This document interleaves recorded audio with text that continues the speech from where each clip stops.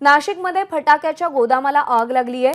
शिंदे गावातील फटाक्याच्या गोदामाला आग लागल्याची माहिती आहे। आगीचं कारण अजूनही कळू शकलेलं नाही, पण फटाक्याच्या गोदामाला आग लागली आहे आणि धुराचे लोट हवेमध्ये उडताना दिसतायत। ही आग विझवण्यासाठी पोलीस आणि अग्निशमन दल घटनास्थळी दाखल झालं असून आगीवर नियंत्रण मिळवण्याचे प्रयत्न सुरू आहेत। दरम्यान फटाक्यांच्या गोदामाला आग लागल्यामुळे फटाक्यांचे देखील स्फोट कानावर येत आहेत। मुकुल कुलकर्णी आपले प्रतिनिधी आपल्याला अधिक अपडेट देतील। मुकुल, सध्या काय परिस्थिती आहे आगीची आणि कसं बचाव कार्य किंवा आग नियंत्रणात आणण्याचे प्रयत्न सुरू आहेत?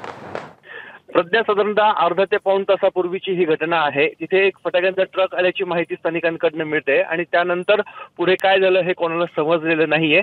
आता गोडाऊन मधनं आपण बघतोय की फटाके फुटत आहेत, फटाक्यांचे आवाज येत आहेत आणि बाहेरच्या बाजूला जर बघितलं तर धुराचे लोट देखील आसमानाच्या दिशेने जाताना आपल्याला बघायला मिळत आहेत। नेमकी आग कशी लागली हे कळत नाहीये, मात्र आग भीषण आहे। त्याच्यावर नियंत्रण मिळवण्याचे पूर्णपणे प्रयत्न स्थानिक नागरिकांबरोबरच अग्निशमन दल आणि पोलिसांच्या माध्यमातून केले जात आहेत। मात्र आगीचं कारण अद्याप स्पष्ट झालेलं नाहीये। त्याचबरोबर आतमध्ये कोणी अडकलेलं आहे का हे देखील अद्यापर्यंत समजू शकलेलं नाहीये। जशी आग नियंत्रणात येईल तसं पुढचं चित्र स्पष्ट होणार आहे। ठीक, मुकुल, धन्यवाद दिलेल्या माहितीसाठी।